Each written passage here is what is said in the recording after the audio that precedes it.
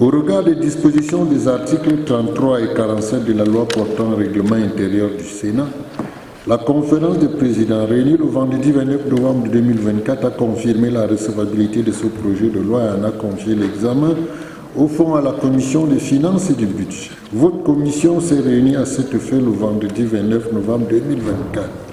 Le projet de loi a été présenté et défendu par M. le ministre des Finances, assisté pour la circonstance par le ministre de la Décentralisation et du Développement local. Les travaux se sont déroulés en présence de M. le ministre délégué à la présidence, chargé des relations avec les assemblées. Prenant la parole pour son propos introductif, M. le président de la Commission des finances et du budget a tout d'abord souhaité une chaleureuse bienvenue aux membres du gouvernement, ainsi qu'aux délégations venues les accompagner. Il a par la suite précisé que ce test constitue une opportunité unique pour repenser et renforcer les mécanismes financiers de nos collectivités territoriales décentralisées. Pour lui, en tant que sénateur représentant des collectivités territoriales décentralisées, ce projet est une réponse potentielle aux attentes légitimes des territoires que les sénateurs incarnent. Il s'agit d'un moment crucial pour engager une discussion approfondie et responsable sur un texte qui impactera durablement la gestion financière locale et par conséquent le développement de nos communes et régions.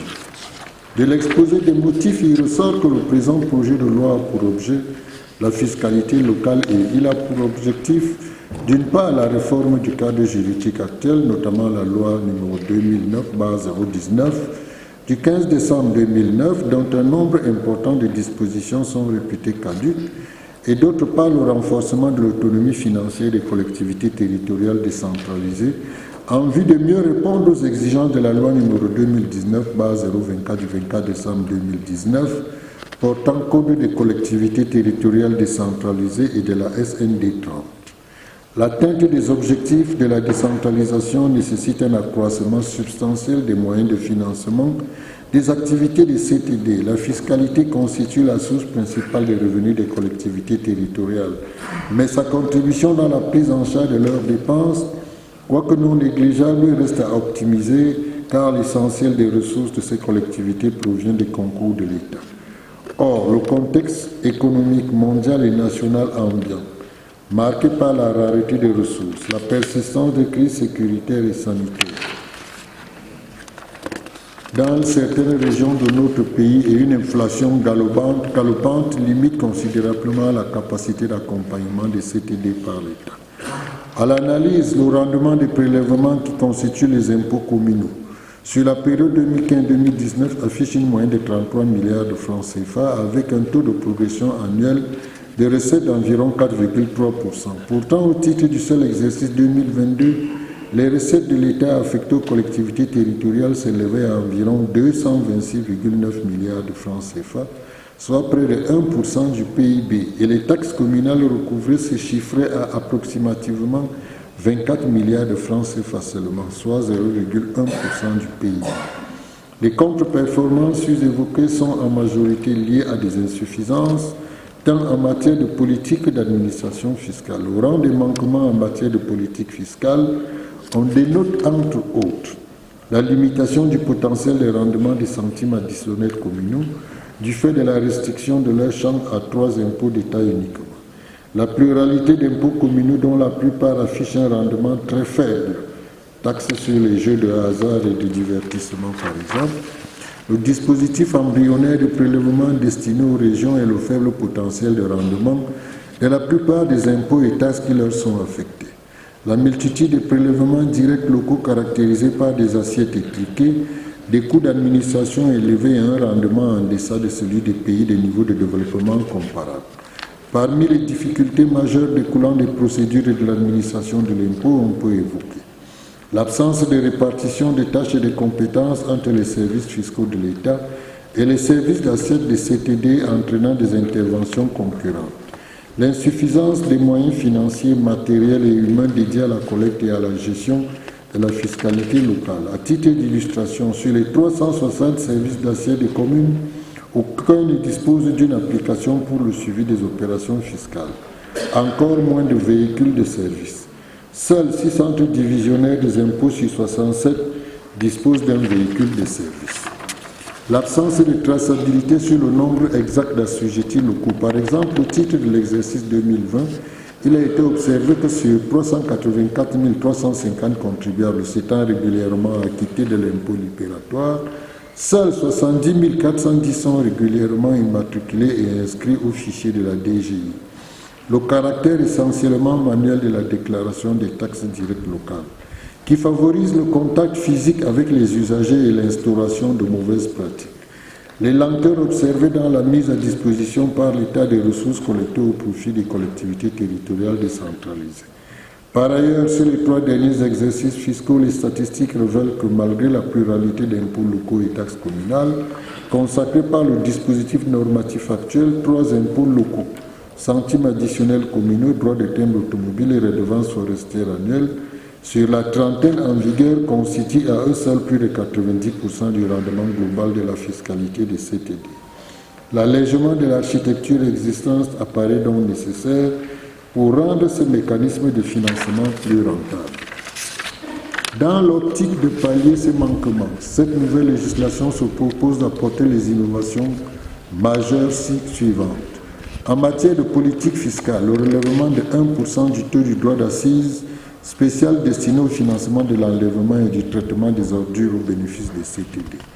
L'institution d'un impôt général synthétique pour les micro et petites entreprises, chiffre d'affaires inférieur à 50 millions de francs CFA, en lieu et place de l'impôt libératoire et de 7 autres taxes communales.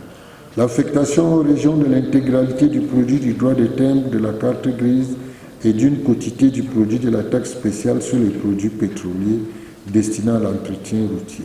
La centralisation par le FECOM d'une quote-part de 70% du produit des impôts et taxes des régions affectés à la péréquation à l'exclusion du droit de timbre des cartes grises. Pour le produit des redevances pétrolières, gazières et minières, ce taux est de 50%.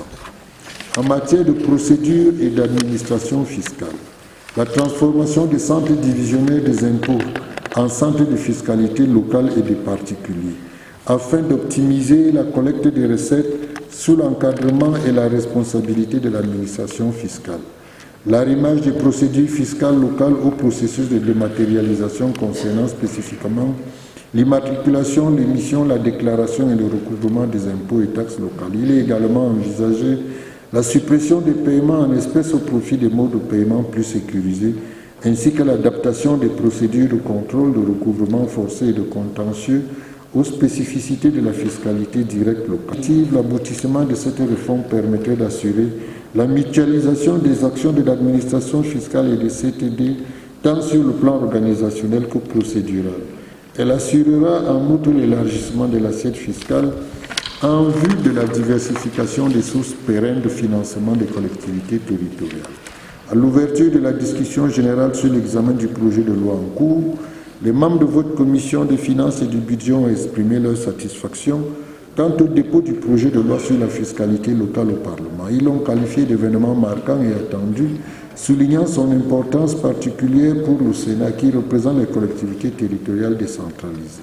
Ils ont ensuite salué le caractère moderne, simple et transparent de ce projet de loi, permettant à l'État et aux contribuables de calculer aisément les impôts et taxes dus, ce qui constitue une avancée notable par rapport au système de fiscalité locale de 2009.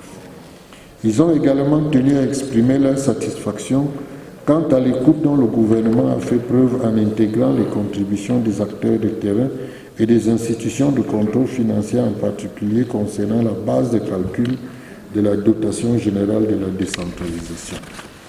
Enfin, vos commissaires se sont réjouis de l'introduction de critères complémentaires dans la péréquation pour une répartition plus équitable de ressources en prenant comme exemple de commune la commune de Yoko, une CTD de la région du centre qui est située très loin de sa capitale départementale et d'accès difficile. Cette commune reste aujourd'hui l'une des moins peuplées mais la plus étendue de la région. Elle accuse un grand retard en termes d'aménagement de son territoire. On comprend alors que la péréquation pratiquée actuellement, basée sur le seul critère de la population, ne saurait favoriser le développement de la commune de Yoko. Le projet de loi portant fiscalité locale en cours d'examen en se proposant d'intégrer d'autres critères au seul critère population garantit l'équité dans le partage des ressources centralisées. Ils ont ensuite exprimé les préoccupations ci-après. Le coût de la réforme prévue dans le projet de loi en cours d'examen. Vos commissaires ont souhaité savoir si le gouvernement a procédé à une évaluation détaillée du coût de mise en œuvre de cette réforme et, le cas échéant, quel est le montant estimé. La mise en œuvre pratique de la réforme. Vos commissaires ont sollicité les éclaircissements du gouvernement concernant la disponibilité des infrastructures et des mécanismes indispensables à la mise en œuvre effective de la réforme. Ils ont notamment évoqué le centre de fiscalité locale des particuliers et les unités de gestion au sein des CTD, demandant des précisions sur l'état d'avancement des préparatifs nécessaires pour garantir leur pleine opérationnalité. L'accessibilité des fonds prévus par cette réforme pour les CTD. Vos commissaires ont souligné l'importance cruciale pour les communes de bénéficier d'un accès rapide et régulier à leurs fonds. Ils ont évoqué les défis posés par le compte unique du Trésor, notamment les retards dans l'approvisionnement des comptes des CTD, ainsi que les difficultés de coordination entre les services fiscaux, le Trésor et les banques. Le délai de transfert de fonds dans le cadre de cette réforme. Vos commissaires ont sollicité des solutions concrètes pour garantir que les fonds destinés au CTD soient transférés dans des délais raisonnables. Ils ont insisté sur l'importance de cette mesure pour assurer la mise en œuvre effective et l'impact tangible de la réforme au bénéfice des collectivités locales. Le fonctionnement du guichet unique, l'impact fiscal sur les acteurs économiques. Vos commissaires ont demandé des précisions sur l'impact du projet de loi sur la fiscalité locale en s'interrogeant sur la possibilité qu'il alourdisse la charge fiscale globale pesant sur les contribuables et les acteurs économiques camerounais. Ils ont souligné l'importance de comprendre si les ajustements nécessaires pour se conformer aux nouvelles exigences pourraient entraîner une hausse des prix sur le marché, ce qui risquerait d'affecter le pouvoir d'achat des populations et la compétitivité des entreprises locales. La communication autour du projet de loi. Vos commissaires ont proposé la mise en place d'une campagne de communication nationale similaire à celle menée pour l'impôt sur le revenu des personnes physiques. Cette campagne visera à sensibiliser les populations, les élus locaux et les entreprises sur les bienfaits de la réforme fiscale pour le développement local tout en dissipant les malentendus ou résistances éventuelles. L'inquiétude des acteurs économiques. Vos commissaires ont relayé les préoccupations exprimées par certains opérateurs économiques, notamment au sein du GECAM, qui craignent une pression fiscale supplémentaire pouvant perturber leurs activités. Ils ont suggéré au gouvernement de tenir compte de ces appréhensions en expliquant comment la réforme vise à renforcer le développement économique local sans pour autant compromettre la viabilité des entreprises. L'institution de nouveaux impôts. Vos commissaires, félicitant le gouvernement pour l'institution d'un impôt général synthétique, s'interrogent sur la restriction du champ des centimes additionnels communaux à 3 impôts d'État, malgré l'existence d'une multitude d'impôts. La simplification de la fiscalité locale. Vos commissaires ont salué les efforts du gouvernement visant à simplifier la fiscalité locale, notamment par l'introduction de l'impôt général synthétique. Cependant, ils ont exprimé des réserves concernant la persistance de nombreux impôts et taxes locaux à faible rendement qui complexifient encore le système fiscal. Ils ont suggéré que l'intégration de ces prélèvements dans l'impôt général synthétique aurait pu davantage rationaliser le dispositif fiscal, améliorer son efficacité et faciliter sa compréhension par les contribuables. Les critères de péréquation. Vos commissaires ont critiqué le critère démographique actuellement utilisé pour la répartition des recettes dans le cadre de la péréquation. Ils ont souligné que ce critère favorise les grandes agglomérations déjà bien équipées au détriment des zones défavorisées comme l'Est, la Damara ou l'extrême nord où la pauvreté est endémique. Ils ont demandé au gouvernement d'envisager des critères plus équitables pour permettre à ces régions de rattraper leur retard en matière de développement. La création des centres de fiscalité locale des particuliers. Vos commissaires se sont interrogés sur la pertinence de ces nouvelles structures. Ils ont exprimé des doutes quant à leur impact réel, considérant qu'un simple changement de nom sans amélioration des conditions de travail et de moyens ne suffira pas à rendre les administrations fiscales plus performantes. Ils ont également demandé des précisions sur les mécanismes de création de CFLP et leur rôle exact dans la gestion des impôts locaux. La dématérialisation des procédures fiscales. Vos commissaires ont salué l'initiative de moderniser la gestion fiscale par la dématérialisation. Cependant, ils ont exprimé des inquiétudes concernant l'infrastructure numérique insuffisante dans certaines régions, notamment l'Est où l'accès à l'Internet reste limité. Ils ont suggéré une coexistence des déclarations en ligne et manuelles pour garantir l'accessibilité à tous. Ils ont également relevé les difficultés techniques récurrentes dans les systèmes existants, même dans des villes comme Yaoundé. L'autonomie des collectivités territoriales décentralisées. Vos commissaires ont dénoncé l'exclusion des CTD de la gestion directe des impôts et taxes locaux au profit des services fiscaux de l'État. Ils ont insisté sur la nécessité de former le personnel des CTD et de leur transférer les compétences nécessaires pour gérer leurs ressources conformément à l'esprit de la décentralisation. La retenue de 10% sur les recettes, avec la disposition prévoyant une retenue de 10% sur les recettes collectées pour le compte des CTD, en estimant que cette mesure pénalise injustement les collectivités. Ils ont demandé la suppression de cette disposition, soulignant que ces ressources pourraient être mieux utilisées pour financer les projets locaux. La dotation générale de la décentralisation. Vos commissaires ont apprécié les efforts visant à clarifier l'utilisation de la dotation générale de la décentralisation. Ils ont insisté pour que ces fonds soient effectivement affectés aux collectivités territoriales décentralisées et disponibles dès le début de l'exercice budgétaire, conformément à l'esprit des textes sur la décentralisation. Le rôle des autres départements ministériels dans les réformes. Vos commissaires ont interrogé le gouvernement sur l'implication des ministères concernés dans les réformes liées à la dématérialisation et à l'amélioration de l'infrastructure numérique. Ils ont noté que les initiatives du ministère des Finances sont souvent entravées par un manque de coopération des autres départements ministériels. La faisabilité de la collecte des taxes. Vos commissaires ont demandé si les modèles nécessaires à une collecte efficace sont respectés et s'il existe un risque que les coûts de collecte dépassent les revenus générés par ces taxes, ce qui compromettrait leur pertinence. La clarté et l'équité des exemptions fiscales. Vos commissaires ont soulevé des interrogations sur les exemptions prévues dans le texte, notamment pour les hôpitaux gérés par les ONG et les institutions privées religieuses. Ils ont demandé des précisions sur la définition des établissements non lucratifs, exprimant des doutes sur le caractère réellement non lucratif de certains d'entre eux. Ils ont également suggéré la possibilité d'instaurer une contribution symbolique pour ces entités afin d'assurer une équité fiscale. La définition des enfants pauvres dans les exonérations. Vos commissaires ont interrogé le gouvernement sur la définition exacte des enfants pauvres dans les dispositions du projet de loi. Ils ont demandé si une limite d'âge ou des critères spécifiques sont établis pour déterminer les bénéficiaires des formations dispensées par des institutions privées exonérées de certaines taxes.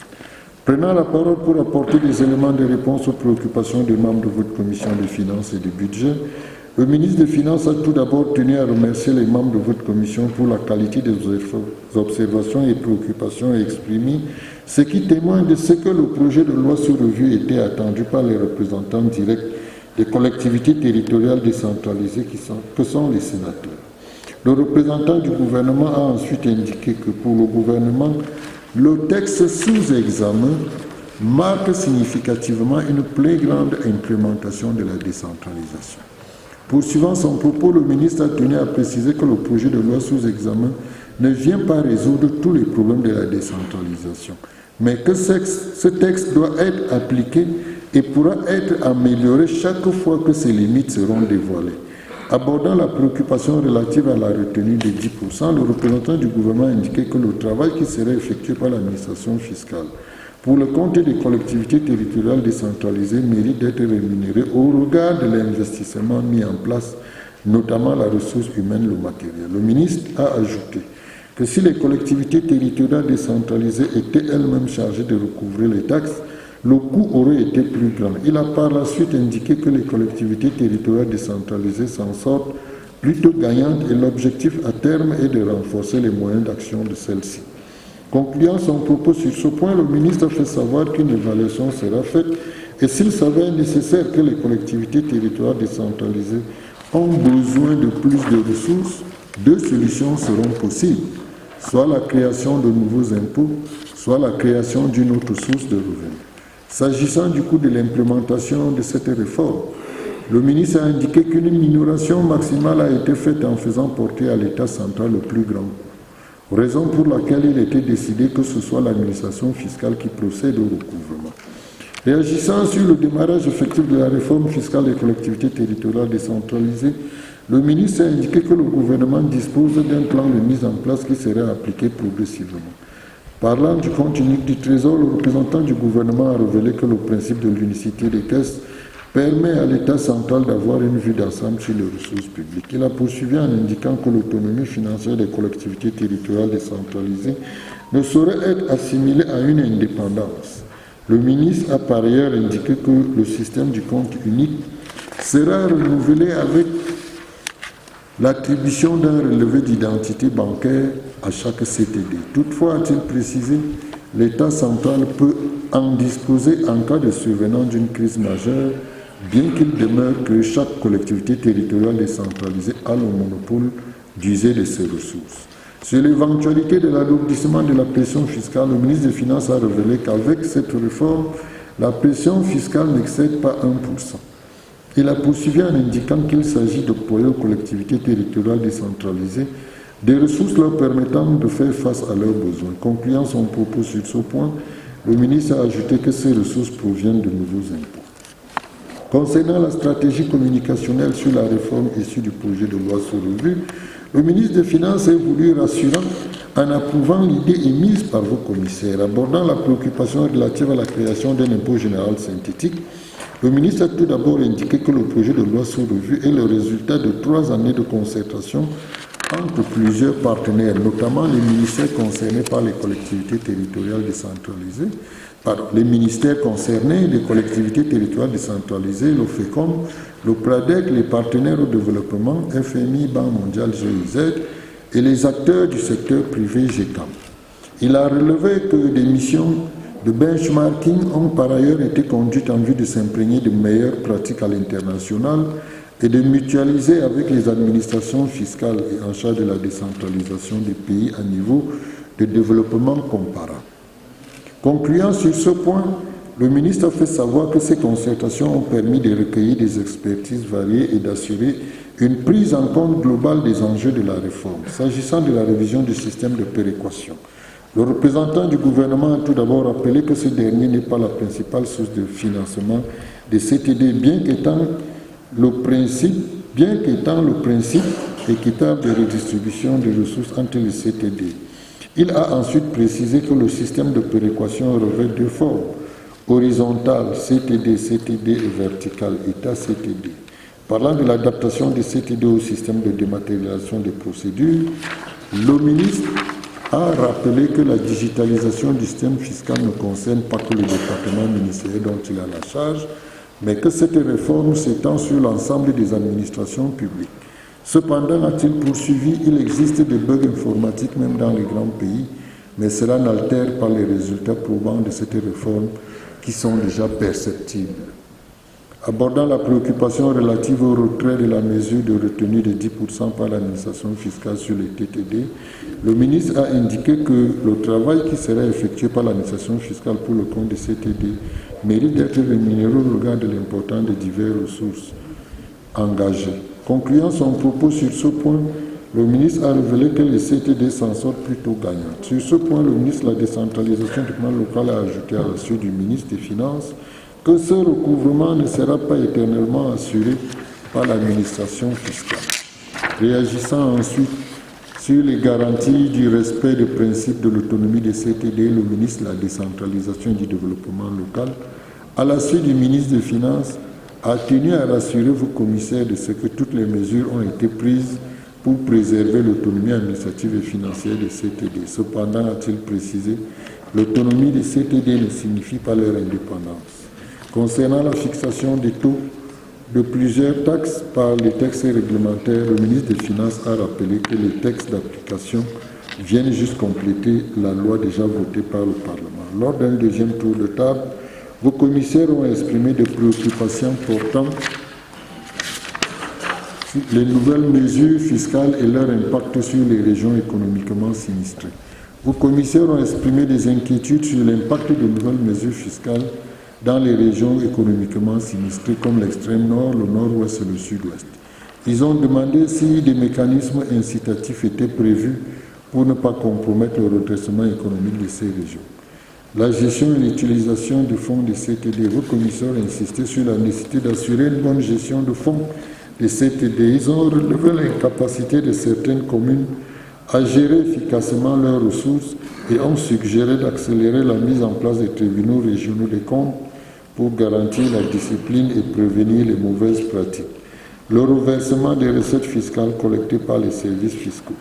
Vos commissaires ont demandé des garanties sur la transparence et la rapidité des reversements des recettes fiscales collectées par les services fiscaux au profit des CTD. Ils ont également interrogé le gouvernement sur les moyens de contrainte à disposition des CTD en cas de retard ou de refus de communication des informations par les services fiscaux. La clarification des dispositions légales relatives à la dotation générale de la décentralisation. Vos commissaires ont demandé si la nouvelle loi clarifie définitivement les ambiguïtés sur la méthode de calcul de la DGD, notamment par rapport à l'article 25 du Code général des collectivités territoriales décentralisées. La création des centres de fiscalité locale des particuliers. Vos commissaires se sont interrogés sur la légitimité de la création des CFPP par la loi, craignant un empiétement du législatif sur l'exécutif. La formation des élus locaux. Vos commissaires ont souligné l'importance de former les élus locaux pour éviter des erreurs de gestion et garantir une meilleure utilisation des ressources. La fonction publique locale. Vos commissaires ont demandé des précisions sur l'état d'avancement du projet de fonction publique locale, notamment sur la gestion des droits et obligations de personnel des CTD. Prenant la parole pour apporter des éléments de réponse à cette seconde série de questions des membres de votre commission des finances et du budget, le ministre des Finances, évoquant les nouvelles mesures fiscales et leur impact sur les régions économiquement sinistrées, a tenu à préciser que le projet de loi inclut des mécanismes comme la péréquation pour réduire les inégalités régionales. Il a également mentionné des initiatives spécifiques telles que la collaboration entre les services douaniers et certaines communes frontalières pour générer des revenus additionnels. Ces mesures visent à stimuler l'économie locale sans alourdir la pression fiscale. Concernant la gestion et l'utilisation des fonds des CTD, le ministre l'a dit strictement les délais de reversement et que les services fiscaux sont soumis à des sanctions en cas de non-respect. En ce qui concerne la clarification des dispositions légales relatives à la méthode de calcul de la DGD, le ministre des Finances a affirmé que le projet de loi clarifie les bases de calcul et les mécanismes d'attribution de la DGD, ce qui devrait mettre fin aux incompréhensions. Il a toutefois précisé que des ajustements pourront être envisagés si des insuffisances sont identifiées lors de l'application. Abordant la question relative à la création de centres de fiscalité locale des particuliers, le ministre des Finances a clarifié que la création des CFLP relève des compétences de l'exécutif et vise uniquement à administrer les impôts existants sans créer de nouveaux impôts.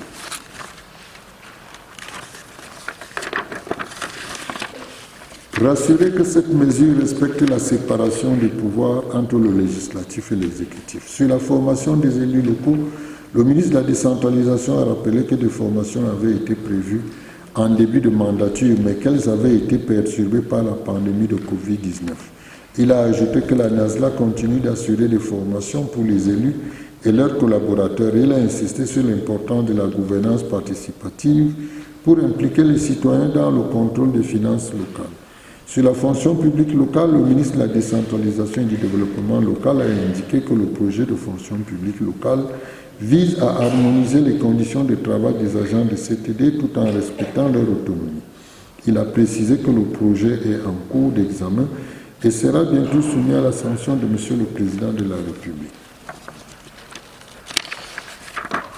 Après ces échanges, vos commissaires ont abordé la discussion des articles du projet de loi sous examen. Les articles C1 à C6 n'ont fait l'objet d'aucune observation. Ils ont été adoptés dans leur forme initiale. À l'article C7 alinéa 2, vos commissaires ont voulu savoir quels pouvaient être les motifs permettant de conduire au plafonnement des recettes fiscales affectées aux communes. Le ministre de la Décentralisation et du Plan local a répondu que certaines taxes produisent des ressources pouvant aller au-delà des prévisions, raison pour laquelle le plafonnement intervient afin que le surplus soit reversé dans le trésor public. Après ces échanges, l'article 7 a été adopté dans sa forme initiale. Les articles C8 à C9 n'ont fait l'objet d'aucune observation. Ils ont été adoptés tels que présentés. À l'article C10, alinéa 2, vos commissaires ont proposé de corriger l'orthographe du mot, quel que soit dans le nombre de phrases, quel que soit le chiffre d'affaires. Cette proposition a été acceptée par le gouvernement et l'article C10 a été adopté tel que modifié en son alinéa 2. Ainsi, au lieu de quel que soit le chiffre d'affaires, lire article C10, quel que soit le chiffre d'affaires. Le reste sans changement. Article C11, alinéa 8. Vos commissaires ont voulu savoir pourquoi les centres hospitaliers exploités par des congrégations religieuses étaient exonérés des taxes, alors que générant des revenus. En outre, ils ont voulu avoir des précisions sur la définition de l'expression « enfant pauvre ». Répondant à cette préoccupation, le gouvernement a affirmé que l'État dispose de moyens nécessaires pour savoir qui gagne de l'argent ou pas, ce qui permet de faire intervenir ou pas l'exigence du taux d'imposition. Par ailleurs, concernant la définition de enfant pauvre, le gouvernement a affirmé que par le biais du ministère des Affaires sociales, les critères de définition sont déterminés au terme d'enquêtes bien structurées. Après ces échanges, l'article C11 a été adopté dans sa forme initiale. Les articles C12 à C16 n'ont fait l'objet d'aucune observation. Ils ont été adoptés dans leur forme initiale. À l'article C17 alinéa 1, vos commissaires relèvent que cette disposition pose le principe du paiement de la patente au premier jour du mois du début de l'activité pour les personnes qui démarrent leur activité en cours d'année. Le même alinéa dispose que certaines personnes sont soumises au paiement annuel de la patente, même si elles commencent leur activité en cours d'année, si par nature cette activité est susceptible d'être exercée pendant toute l'année. Vos commissaires ont bien voulu savoir quelles personnes pourraient être concernées dans ce dernier cas. Le gouvernement a répondu en affirmant que le principe voudrait que la patente soit payée à partir du mois d'ouverture de l'activité. Cependant, l'exception concerne certaines activités pour lesquelles la patente doit être payée chaque début d'année. Après ces échanges, l'article C17 a été adopté dans sa forme initiale. Les articles C18 à C59 n'ont fait l'objet d'aucune observation. Ils ont été adoptés dans leur forme initiale. À l'article C60 et dans la version anglaise, vos commissaires ont proposé de remplacer le mot « following » par « same ». Cette proposition a été acceptée par le gouvernement et l'article C60 a été adopté tel que modifié. Ainsi, au lieu de article C60, of the following year, lit article C60, same year. Le reste sans changement. Les articles C61 à C83 n'ont fait l'objet d'aucune observation, ils ont été adoptés dans leur forme initiale. À l'article C84, vos commissaires ont relevé une contradiction avec les dispositions du Code général des impôts. Ils ont souhaité que les dispositions du Code général des impôts soient reprises à l'article C84 du présent projet de loi. Le gouvernement a noté cette observation et a marqué son accord pour l'harmonisation de l'article C84 aux dispositions du Code général des impôts. Les articles C85 à C115 n'ont fait l'objet d'aucune observation. Ils ont été adoptés dans leur forme initiale. À l'article C116, vos commissaires ont fait les observations ci-après. L'alinéa 1 de cet article stipule qu'une quote-part des produits de la redevance forestière annuelle RFA est affectée aux communes. L'alinéa 2 du même article stipule quant à lui que la quote-part prévue à l'alinéa 1 est fixée par la loi des finances. Pour vos commissaires, cet alinéa semble aller en contradiction avec les dispositions de l'article C71 qui répartissent la RFA à 50% pour l'État et 50% pour les communes. Il convient donc de lever ce qui apparaît comme une contradiction. L'alinéa 3 du même article procède à la répartition de la quote-part communale de la redevance forestière annuelle ainsi qu'il suit. 50% au profit de la commune de localisation, 50% pour l'organisme chargé de la centralisation et de la péréquation des produits des impôts et taxes et redevances dues aux communes. Vos commissaires ont estimé que cette répartition semble elle aussi aller à l'encontre de la répartition opérée par l'article C71. Ainsi, la part de la commune passe de 50% à 25% de la RFA. Par ailleurs, le pourcentage généralement réservé aux comités riverains a purement et simplement disparu. Vos commissaires ont demandé à connaître les raisons de cette diminution des ressources dues aux communes, ainsi que les raisons de la suppression de la quote-part réservée aux comités riverains. Vos commissaires ont enfin demandé au gouvernement de mettre une cohérence entre ces différents articles et le rétablissement de la quote-part qui revient aux comités riverains dans la répartition de la RFA. Le gouvernement a expliqué que l'organisme chargé de la centralisation et de la péréquation des produits des impôts, taxes et redevances dues aux communes représente l'État. Le représentant du gouvernement a conclu son propos en indiquant qu'il n'y a pas de contradiction entre ces deux articles. Après cette explication, l'article C116 a été adopté dans sa forme initiale. Les articles C117 à C152 n'ont fait l'objet d'aucune observation, ils ont été adoptés tels que proposés. Ainsi, parvenus au terme de leurs échanges et n'ayant constaté aucune divergence de fond, avec le texte adopté par l'Assemblée nationale, les membres de votre commission des finances et du budget ont adopté chacun des articles dans sa forme initiale ou modifiée, ainsi que l'ensemble du projet de loi numéro 232/PGL/SN/3L portant fiscalité locale. Il prie maintenant la Chambre entière de bien vouloir entériner leurs conclusions. Merci.